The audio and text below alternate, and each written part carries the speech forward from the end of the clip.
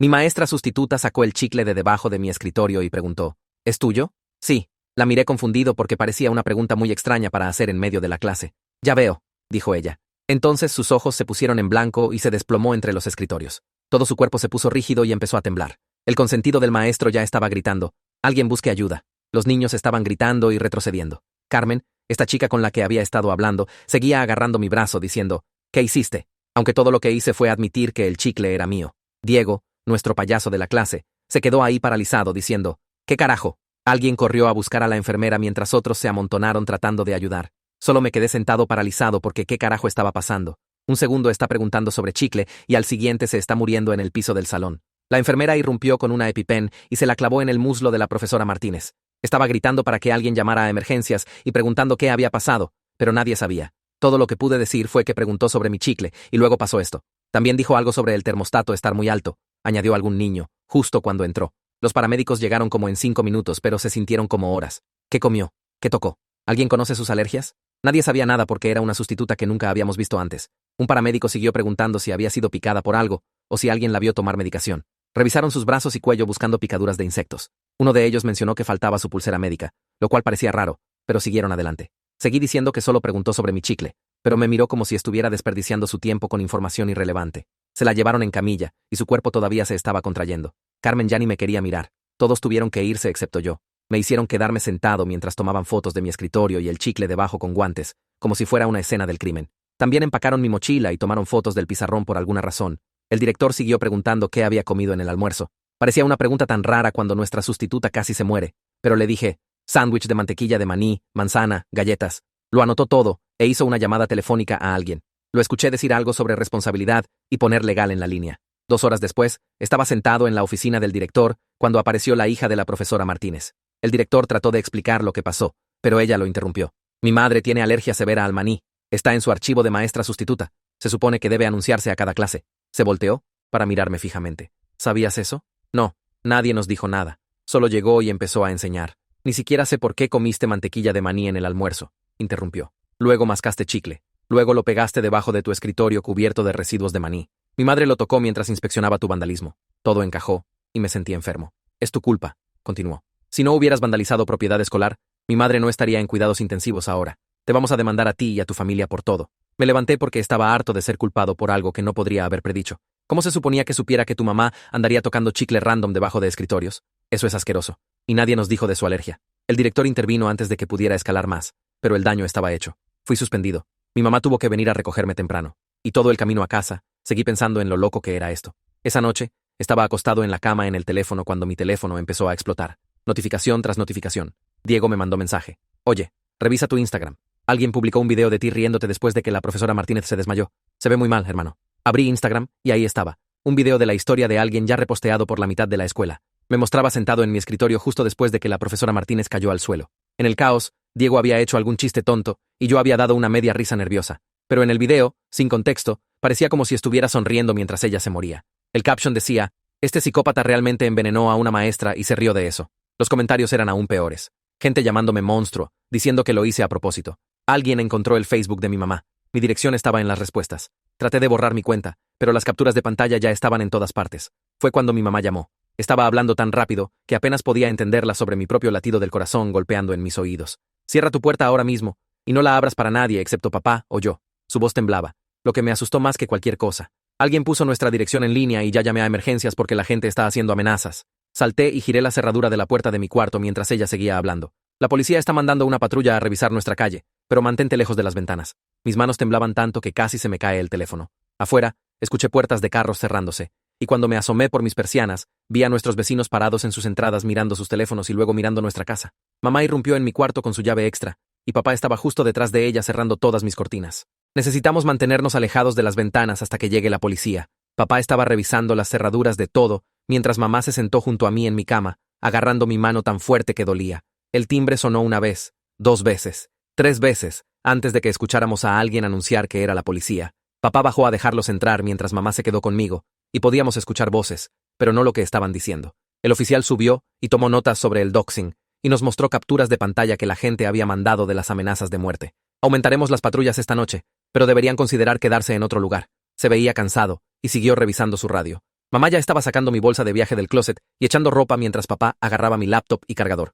Salimos por el garaje y tomamos calles traseras para evitar las principales, donde alguien podría estar buscando nuestro carro. El teléfono de mamá no paraba de vibrar con mensajes de familia preguntando si estábamos bien y mensajes de números que no reconocía diciéndole cosas terribles. El viaje a casa de mi tía 2 pueblos más allá se sintió como si tomara para siempre, aunque solo fueron 40 minutos. Nadie habló excepto cuando papá señalaba una vuelta o mamá borraba otro mensaje de voz sin escucharlo. Mi tía estaba esperando en su porche y nos metió corriendo como si estuviéramos huyendo de una tormenta. Ya había arreglado el cuarto de huéspedes y siguió preguntando si necesitábamos algo, pero todo lo que quería era que esto parara. Esa noche no pude dormir para nada y solo me quedé ahí actualizando Instagram y Twitter, viendo todo empeorar. El video tenía más de 200.000 vistas y alguien hizo un TikTok poniéndole música dramática que me hacía ver como un psicópata completo. La gente estaba haciendo memes sobre mí siendo un asesino de maní y alguien photoshopeó mi foto escolar en un póster de Se Busca.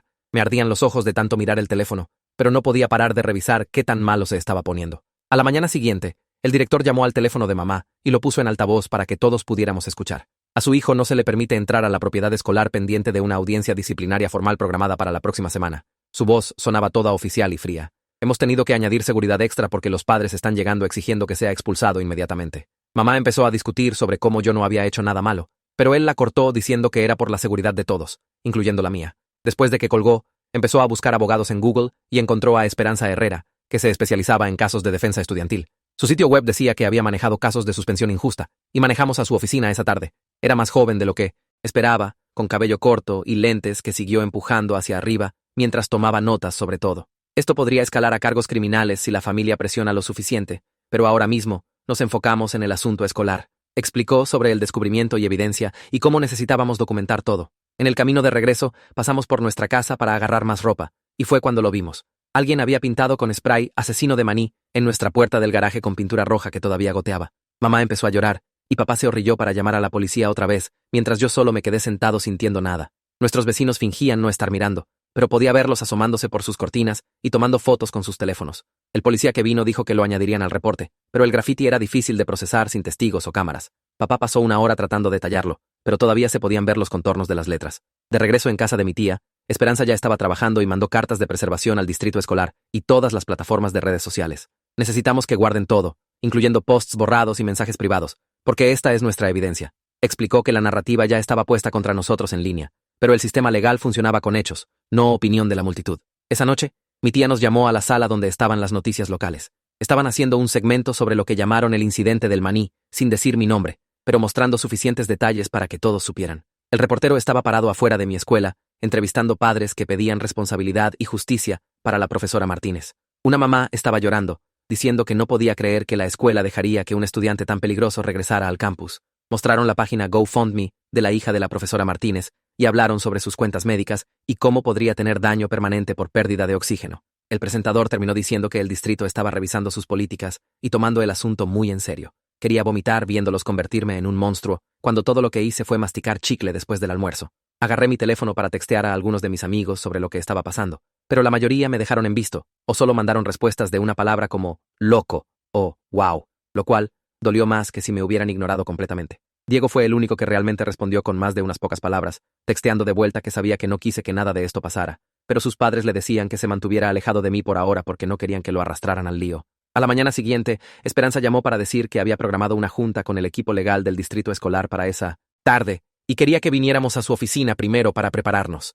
Manejamos ahí en silencio, y tenía esta carpeta enorme en su escritorio llena de políticas y procedimientos impresos que había estado revisando toda la noche. Nos mostró la parte donde decía en letras negritas que todos los maestros sustitutos con alergias severas deben tener su condición anunciada a cada clase al inicio del periodo, lo cual obviamente nunca pasó con la profesora Martínez. La junta con la gente del distrito fue en esta sala de conferencias fría, y tenían 3 abogados ahí, más algún administrador que nunca había visto antes, que siguió tomando notas sobre todo lo que dijimos. Esperanza los presionó fuerte sobre la violación de política, pero siguieron diciendo que aunque el anuncio no se hubiera hecho, yo todavía no debería haber estado vandalizando propiedad escolar con chicle, lo que me hizo querer gritar porque literalmente todos pegan chicle debajo de escritorios a veces. 3 días escondido en casa de mi tía, estaba scrolleando por Instagram cuando vi gente compartiendo posts de una cuenta llamada Confesiones del asesino de maní, que fingía ser yo, y posteaba confesiones falsas sobre cómo había estado planeando envenenar maestros por meses. Los posts eran tan obviamente falsos con mala gramática y cosas locas sobre querer lastimar gente, pero toneladas de niños de la escuela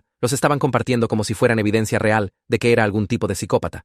Reporté la cuenta, pero Instagram dijo que no violaba sus pautas, lo que no tenía sentido ya que alguien literalmente fingía ser yo e inventaba crímenes que no cometí. Mamá tuvo que llamar a su jefe esa misma mañana porque reporteros siguieron apareciendo en su oficina, pidiendo comentarios y tratando de tomar fotos de ella caminando a su carro. Su jefe la puso en permiso pagado para evaluar la situación. Lo que todos sabíamos significaba que estaban decidiendo si tener a la mamá del asesino de Maní era demasiada mala publicidad para su empresa. Lloró en el baño después de la llamada, y pude escucharla por la puerta, aunque trataba de ser silenciosa al respecto. Esperanza decidió que necesitábamos contraatacar con evidencia real, así que contrató a un investigador privado para averiguar quién posteó el video original y rastrear los metadatos para probar que fue editado. El investigador era este tipo mayor que solía ser policía, y dijo que había visto muchos casos donde las multitudes de redes sociales entendieron la historia completamente mal, pero para cuando salió la verdad, a nadie le importaba más. Más tarde ese día, la consejera de la escuela llamó al teléfono de mi mamá, pidiendo hablar conmigo sobre mantenerme al día con mi trabajo escolar mientras estaba suspendido. María Rivera sonaba bastante bien, pero se podía decir que estaba siendo súper cuidadosa con sus palabras, diciendo que podía mandarme tareas por email, pero advirtiendo que todavía necesitaría venir en persona para tomar exámenes importantes, lo que parecía imposible con cómo todos en la escuela me odiaban. A la mañana siguiente, despertamos para encontrar un carro patrulla estacionado justo afuera de la casa de mi tía porque alguien había posteado su dirección en línea también, con un caption sobre albergar a un asesino intentado, lo que era una locura ya que la profesora Martínez ni siquiera estaba muerta. El policía tocó la puerta para avisarnos que estaban tomando en serio la amenaza, pero admitió que no había mucho que pudieran hacer sobre acoso en línea, a menos que alguien hiciera una amenaza específica con tiempo y lugar, lo que parecía esperar a que algo malo realmente pasara. Papá tuvo que reunirse con nuestra compañía de seguros esa tarde sobre lo que pasaría si la familia de la profesora Martínez decidía demandarnos personalmente en lugar de solo al distrito escolar. El agente siguió hablando sobre límites de responsabilidad y exclusiones de cobertura, explicando que nuestra póliza de propietarios podría cubrir algunos honorarios legales, pero no si me encontraban criminalmente responsable por daño intencional, lo que hizo que la cara de papá se pusiera blanca porque no teníamos dinero para una demanda enorme. 2 días después, Esperanza llamó con buenas noticias por una vez, porque había conseguido copias del video de seguridad de la cafetería del almuerzo de ese día, mostrándome lavando mis manos en el lavabo después de comer mi sándwich y antes de siquiera masticar el chicle. Dijo que probaba que no contaminé nada deliberadamente, pero advirtió que la Corte de Opinión Pública no se preocupaba por evidencia cuando ya habían decidido que era culpable basándose en ese video editado. Esa noche, estaba acostado en la cama leyendo comentarios en un artículo de noticias sobre el incidente, cuando mi pecho empezó a ponerse realmente apretado y no podía respirar bien. Mis manos temblaban tanto que dejé caer mi teléfono y me sentí como si estuviera teniendo un ataque al corazón, o muriendo, o algo. Así que me tambaleé al cuarto de mi mamá, apenas pudiendo hablar. Me llevó a cuidados urgentes, donde el doctor dijo que estaba teniendo un ataque de pánico por todo el estrés, y prescribió medicación para ansiedad, mientras recomendaba que encontráramos un terapeuta inmediatamente. A la mañana siguiente, Esperanza llamó mientras todavía estaba en cama y me dijo que revisara mi email, porque Roberto Herrera del distrito escolar había mandado algo que necesitábamos discutir. Abrí mi laptop y encontré este email largo, diciendo básicamente que era completamente responsable por lo que pasó, porque pegar chicle debajo de escritorios era vandalismo, y si no hubiera vandalizado propiedad escolar, nada de esto hubiera pasado. Siguió por 3 párrafos sobre cómo el distrito tenía tolerancia cero para daño a la propiedad, y cómo mis acciones causaron directamente una emergencia médica que pudo haber sido fatal. Esperanza ya había respondido y me copió, señalando que el distrito falló en seguir su propia política escrita sobre anunciar alergias de maestros sustitutos a cada clase, y que esta falla fue la causa real del incidente. Adjuntó capturas de pantalla de su manual de políticas y resaltó la sección exacta que decía que todas las alergias severas deben ser anunciadas al inicio de cada periodo cuando un sustituto está presente. Roberto respondió dentro de 1 hora diciendo que los estudiantes todavía son responsables de mantener propiedad escolar y que mi vandalismo creó la condición peligrosa sin importar las fallas de notificación.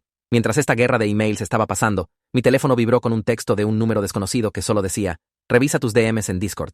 Casi lo ignoré, pero algo me hizo mirar y había un mensaje de Pablo Ruiz, este niño callado del Club AB, con quien tal vez había hablado 2 veces en toda mi vida. Dijo que tenía el video original sin editar de nuestro salón de ese día, porque había estado probando una cámara nueva para los anuncios matutinos y la dejó grabando por accidente. Tenía miedo de involucrarse públicamente porque no quería que la gente viniera tras él también, pero dijo que lo compartiría con Esperanza si prometíamos mantener su nombre fuera de todo. Reenvié su mensaje a Esperanza y organizó una junta en una cafetería donde Pablo llegó usando lentes de sol y una sudadera como si estuviera en alguna película de espías. Le dio una memoria USB y se fue sin ordenar nada, solo murmurando que esperaba que ayudara antes de básicamente salir corriendo por la puerta. 2 días después, Esperanza programó una cita con el doctor Rafael Sánchez, este alergólogo que encontró especializado en reacciones severas. Manejamos 40 minutos a su oficina donde pasó 1 hora explicando cómo funcionan realmente las alergias al maní. Nos mostró gráficas y estudios sobre cómo el calor y estrés pueden empeorar las reacciones y cómo cantidades minúsculas de proteína de maní pueden disparar anafilaxia en personas extremadamente sensibles.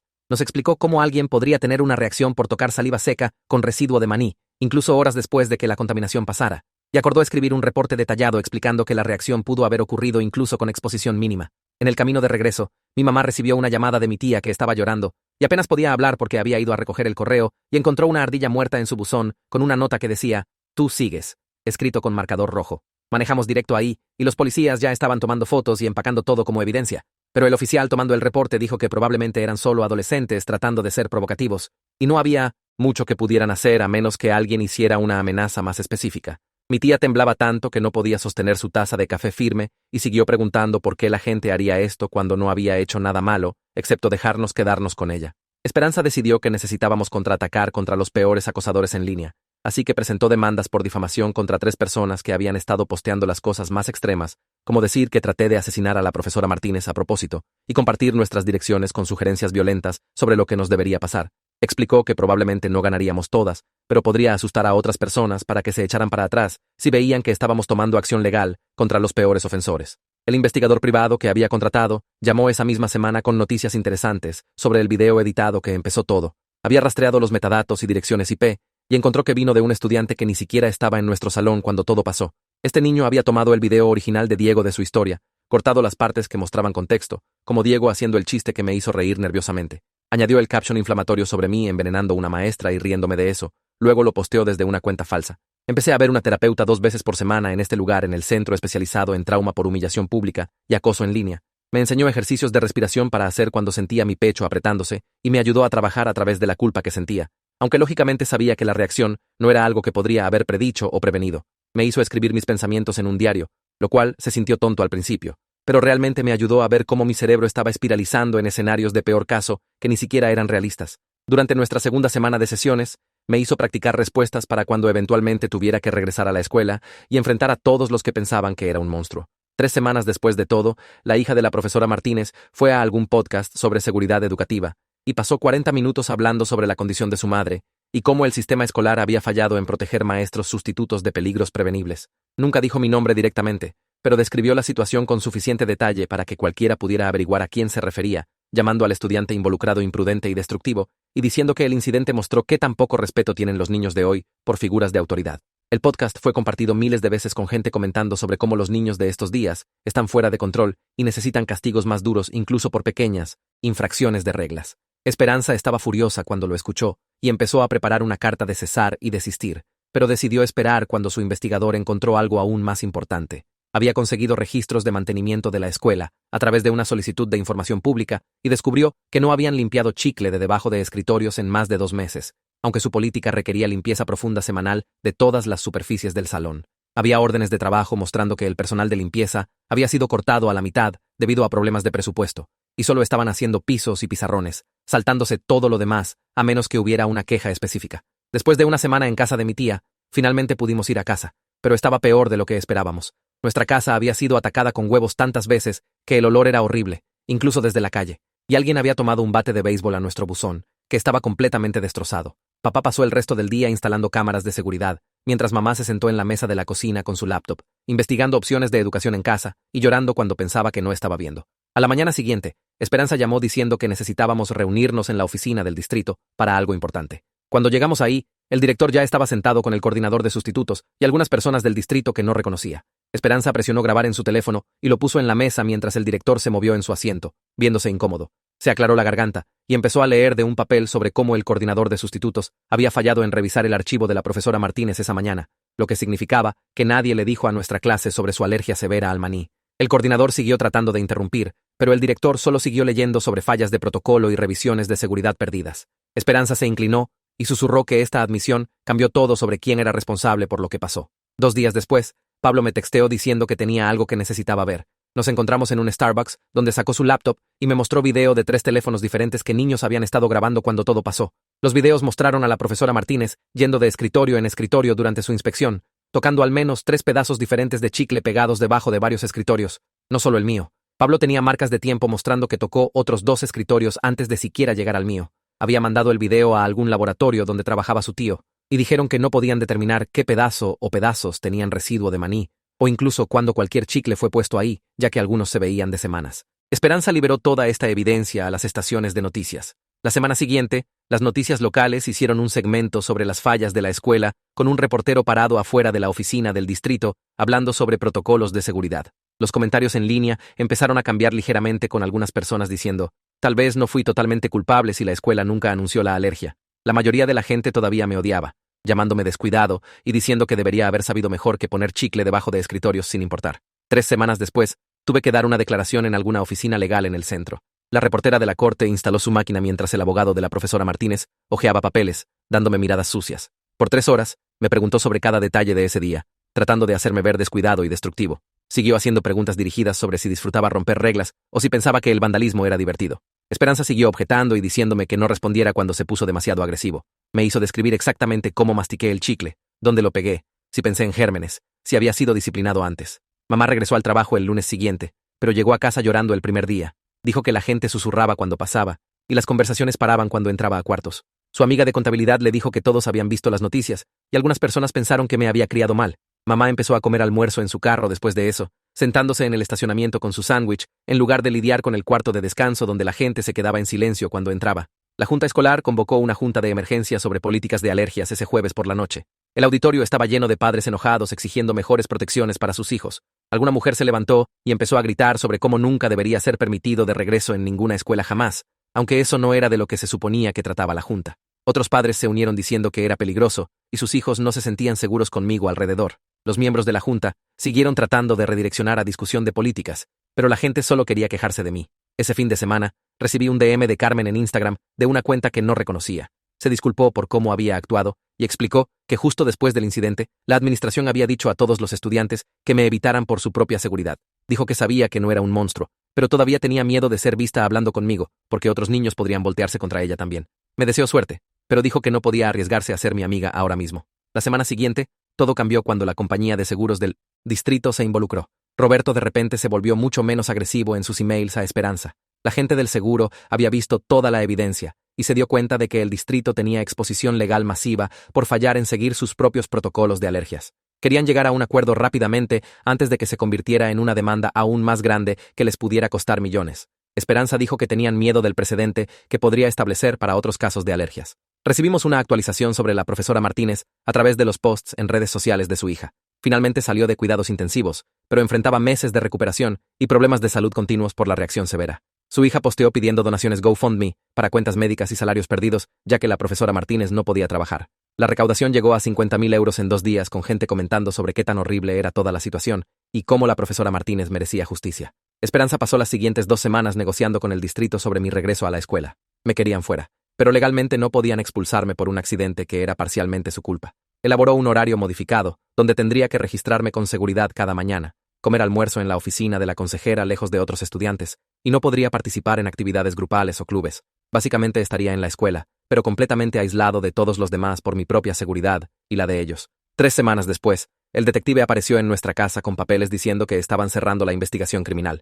Se sentó en nuestra mesa de la cocina tomando el café que mamá hizo y repasó toda la evidencia que habían recolectado. Las pruebas de laboratorio en el chicle mostraron residuo de maní, pero también rastros de al menos 5 otros estudiantes que habían tocado esos escritorios en los últimos 2 meses. Sacó fotos del salón mostrando chicle pegado debajo de 12 escritorios diferentes, algunos tan viejos que se habían vuelto negros. El video de seguridad del pasillo mostró a la profesora Martínez entrando al cuarto, ya viéndose enrojecida y quejándose del calor antes de tocar cualquier cosa. Dijo que no había evidencia cero de que hubiera hecho algo a propósito, y aunque hubiera sabido de su alergia, pegar chicle debajo de un escritorio no era intento de asesinato. Antes de irse, les dijo a mis padres que había visto lo que las redes sociales podían hacerle a gente inocente, y lamentaba que estuviéramos pasando por esto.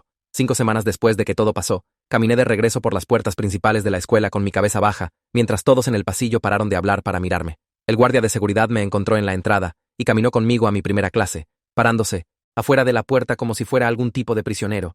Los niños se alejaban de mí en los pasillos y susurraban detrás de sus manos. Alguien había escrito «asesino» en mi locker con marcador permanente que mantenimiento no había tallado completamente todavía. El guardia me siguió a cada clase, esperando afuera de cada puerta y luego caminando conmigo a la siguiente. En la fuente de agua, los niños se echaron para atrás y me dejaron ir primero, no por respeto, sino porque no querían estar cerca de mí. Mi maestra de matemáticas apenas me miró cuando entré y señaló un escritorio en la esquina trasera lejos de todos los demás. Mantuvo su distancia toda la clase, nunca acercándose a mi escritorio cuando caminaba revisando tarea. Mi maestro de historia me hizo sentarme junto a la puerta y siguió mirándome nerviosamente cada pocos minutos, como si pudiera explotar. Química fue lo peor porque el maestro hizo este gran anuncio sobre seguridad de laboratorio y alergias mientras me miraba directamente todo el tiempo. Solo mi maestra de español me trató normal, y después de clase, me dijo calladamente que sabía lo que era ser culpado por algo que realmente no era tu culpa. No dijo nada más, pero esa pequeña bondad significó todo cuando todos los demás actuaban como si tuviera alguna enfermedad. En el almuerzo, el guardia de seguridad me caminó a la oficina de la consejera, donde tuve que comer solo en una mesa pequeña junto a la ventana. Diego apareció con su charola de almuerzo y se sentó frente a mí, aunque no se suponía que estuviera ahí. La consejera empezó a decirle que se fuera, pero dijo que tenía permiso del director para hacerme compañía. Bromeó que al menos teníamos aire acondicionado y no teníamos que lidiar con el olor asqueroso de la cafetería. Jugamos cartas mientras comíamos, y me puso al día con todo el drama que me había perdido, evitando cuidadosamente cualquier mención del incidente. Su lealtad, cuando literalmente todos los demás me habían abandonado, significó más de lo que podría decirle jamás. Esa misma semana, el niño que había editado y posteado el video fue suspendido por ciberbullying, pero la gente en línea lo trató como algún tipo de héroe. Hizo 3 entrevistas de podcast diferentes haciéndose la víctima, diciendo que la escuela lo estaba castigando por exponer la verdad sobre lo que realmente pasó. Su GoFundMe para honorarios legales recaudó 8.000 euros en 2 días. La gente comentó que era valiente por enfrentarse al sistema y proteger a otros estudiantes de gente peligrosa como yo. Posteó capturas de pantalla de su carta de suspensión con emojis llorando y obtuvo 50.000 likes. 2 días después, Esperanza llamó con noticias enormes de que la hija de la profesora Martínez estaba retirando la demanda personal contra mí y mi familia. Su abogado había revisado toda la evidencia que Esperanza recopiló, incluyendo la admisión de la escuela de que nunca anunciaron la alergia y la prueba de que múltiples pedazos de chicle habían estado debajo de esos escritorios por meses. En su lugar, se estaba enfocando en demandar al distrito por negligencia, ya que su compañía de seguros tendría que pagar por eso. Esperanza dijo que este era el mejor resultado posible para nosotros, ya que el distrito tenía bolsillos profundos y nosotros no. Mamá lloró de alivio cuando escuchó que no perderíamos nuestra casa. La siguiente junta de la junta escolar se volvió caos cuando un grupo de padres presentó una petición para expulsarme con más de 500 firmas. Se levantaron uno por uno, diciendo que sus hijos no se sentían seguros conmigo en el edificio y exigiendo que la junta tomara acción. El presidente de la junta siguió explicando que no podían legalmente expulsar a alguien por un accidente, especialmente cuando la investigación probó que la escuela compartía responsabilidad por no seguir sus propios protocolos de seguridad.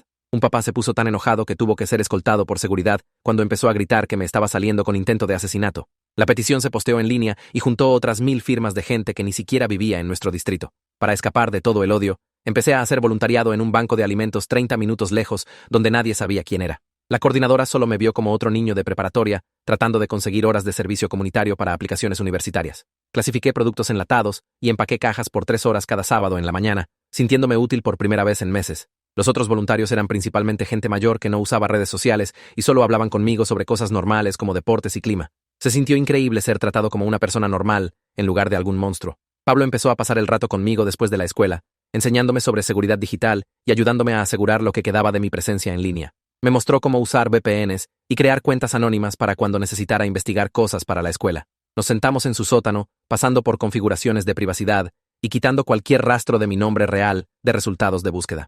Admitió que había sido bullying severamente en la secundaria y sabía cómo se sentía cuando todos se volteaban contra ti. Me ayudó a crear nuevas direcciones de email y me mostró apps para manejar múltiples identidades en línea. El distrito anunció nuevos protocolos de alergias la semana siguiente, incluyendo pulseras rojas brillantes que sustitutos con alergias severas tenían que usar, y anuncios obligatorios que tenían que leerse en cada clase. Lo llamaron el Protocolo Martínez, lo cual se sintió como un cuchillo en mi estómago cada vez que lo escuchaba. Los maestros ahora tenían que revisar una app especial cada mañana, que listaba cualquier alergia en el edificio. Los conserjes tenían que quitar chicle de debajo de escritorios cada viernes, con herramientas y guantes especiales. Los padres elogiaron las nuevas medidas de seguridad en la siguiente junta, mientras me echaban miradas sucias, sentado en la fila trasera con mi mamá. 3 meses pasaron antes de que finalmente me dejaran caminar por la escuela, sin seguridad siguiéndome. Mantuve mi cabeza baja en los pasillos y conté baldosas mientras caminaba a clase. Los niños todavía susurraban cuando pasaba, pero al menos pararon de aventar cosas a mi locker. Algún tipo hizo un chiste de maní durante el almuerzo cuando el maestro salió. Solo seguí comiendo mi sándwich y miré mi teléfono hasta que se aburrió y se fue. La peor parte era sentir a todos viéndome, incluso cuando no lo hacían. Me cachaba revisando sobre mi hombro entre cada clase. El jefe de mamá la llamó a su oficina después de que Esperanza mandó toda la evidencia, probando que no estaba tratando de lastimar a nadie. Realmente se disculpó por ponerla en permiso y le dio pago atrasado por el tiempo que perdió. Llegó a casa esa noche con comida china para llevar por primera vez en meses. Sus manos todavía temblaban cuando abrió los contenedores, pero estaba tratando de actuar normal. Me dijo que sus compañeros de trabajo estaban siendo más amables ahora, pero podía decir que todavía estaba lastimada por qué tan rápido se habían volteado contra nosotros. La consejera de orientación me llamó durante hora de estudio para hablar sobre aplicaciones universitarias. Me dio una carta de aceptación de una escuela 2 estados lejos que llegó a la oficina. Mis manos se pusieron sudorosas abriéndola porque esta era mi oportunidad de empezar de nuevo en algún lugar donde nadie me conociera. La carta decía que estaba aceptado para el próximo otoño, con una beca parcial por mi ensayo sobre superar adversidades. Decidí ahí mismo usar mi segundo nombre, Santiago, en todo de ahora en adelante. Esperanza nos encontró en su oficina la semana siguiente para presentar papeles para un cambio legal de nombre. Sugirió cambiar ligeramente la ortografía de mi primer nombre, para que búsquedas de Google no me conectaran inmediatamente con todos los artículos de noticias. Cambiamos una letra y agregamos otra para que se viera diferente pero sonara casi igual cuando lo dijeras en voz alta. Todo el proceso tomaría 6 semanas, pero dijo que valía la pena por un nuevo comienzo. El abogado de la profesora Martínez mandó un mensaje a Esperanza diciendo que su cliente había regresado a enseñar como sustituta en un distrito diferente. Tenían protocolos especiales ahora donde usaba una pulsera roja brillante y a cada clase le decían sobre su alergia antes de que entrara. Su hija quería que supiéramos a través de los abogados que su madre no me culpaba personalmente. Entendía que fue un accidente, pero no podía perdonar la situación en sí. Esperanza dijo que estas eran realmente buenas noticias porque significaba que ya no venían tras nosotros. La compañía de seguros del distrito finalmente llegó a un acuerdo con la familia de la profesora Martínez por 200.000 euros. También acordaron hacer entrenamiento de alergias para todo el personal cada año. Los conserjes tenían que limpiar profundamente debajo de cada escritorio una vez al mes con equipo especial. Ahora prohibieron chicle completamente, lo que hizo enojar a un montón de niños conmigo, aunque no sabían la razón real. El director lo anunció como un asunto de higiene, pero todos se dieron cuenta que fue por lo que pasó. Me convertí en la razón por la que nadie podía masticar chicle más. El día de graduación llegó más rápido de lo que esperaba.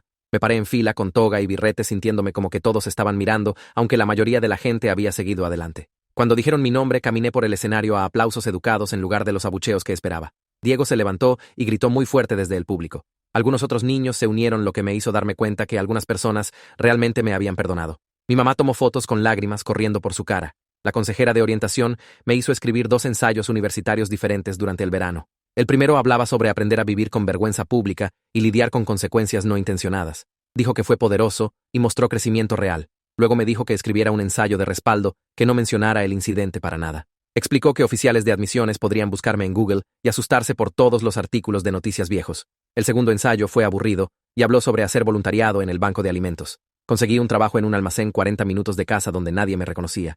El gerente solo vio otro niño necesitando trabajo de verano antes de la universidad. Cargué cajas en camiones por 8 horas al día en el calor. Mis compañeros de trabajo eran principalmente tipos mayores que no se preocupaban por drama de redes sociales. Ser anónimo se sintió increíble después de meses de que todos conocieran mi cara. Comí almuerzo solo en mi carro y escuché música. Nadie susurró o tomó fotos o hizo chistes de maní. Por 8 horas al día, era solo Santiago que trabajaba en envíos. Pablo vino una noche para ayudarme a crear nuevas cuentas de redes sociales para la universidad. Usamos mi segundo nombre y una versión de apodo que nadie conectaría con mi identidad real. Me mostró cómo asegurar todo con configuraciones de privacidad. Bromeamos que era como protección de testigos para niños suburbanos. Entendía por qué había pasado por sus propios problemas con acoso en línea en la secundaria. Me ayudó a crear nuevas direcciones de email y me mostró apps para manejar múltiples identidades. En línea. El día de mudanza llegó a finales de agosto. Mamá me ayudó a empacar todo en nuestro carro para el viaje a la universidad.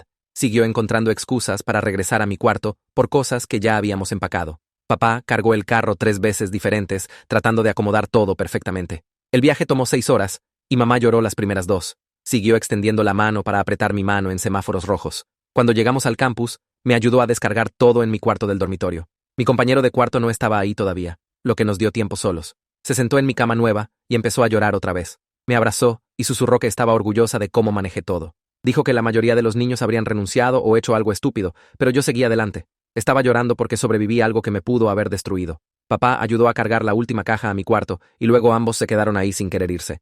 Mi compañero de cuarto apareció una hora después arrastrando 2 maletas y viéndose tan nervioso como yo. Su nombre era Leonardo y era de 3 estados lejos estudiando ciencias de la computación. Pasamos esa primera noche instalando nuestros sistemas de videojuegos y ordenando pizza de este lugar que entregaba hasta las 2 de la mañana. Preguntó sobre mi preparatoria y solo dije que fue aburrida y cambié el tema.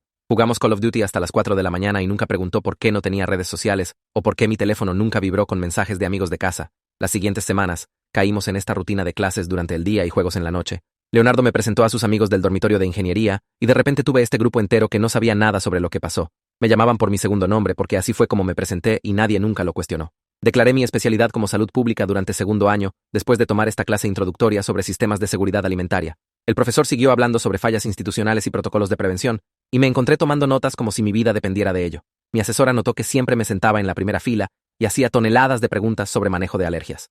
Dijo que nunca había visto un estudiante universitario tan apasionado sobre algo que la mayoría de estudiantes encontraban aburrido. Empecé a trabajar en su laboratorio de investigación, catalogando datos sobre reacciones alérgicas en escuelas. Siguió comentando sobre qué tan minucioso era mi trabajo y cómo captaba patrones que otros estudiantes perdían. Vacaciones de primavera del tercer año. Diego manejó 14 horas para visitarme. Fuimos a este bar cutre cerca del campus donde a nadie le importaba que nuestras identificaciones fueran sospechosas y solo hablamos sobre todo excepto lo obvio. Me contó sobre niños de nuestra preparatoria que habían sido arrestados por drogas, o habían quedado embarazadas, o habían abandonado. Algunos padres todavía mencionaban mi nombre cuando se quejaban sobre niños de estos días en las juntas de la junta escolar. Dijo que el nuevo director hacía que cada maestro leyera el archivo médico de sus sustitutos en voz alta antes de dejarlos entrar al salón.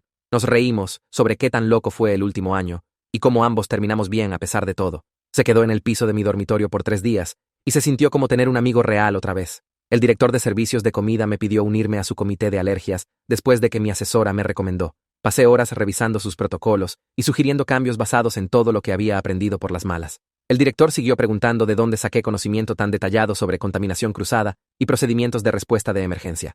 Escribí un reporte de 20 páginas sobre prevenir reacciones alérgicas a través de mejores sistemas de comunicación. Implementaron casi todas mis sugerencias y el director dijo que debería considerar trabajo de consultoría después de la graduación.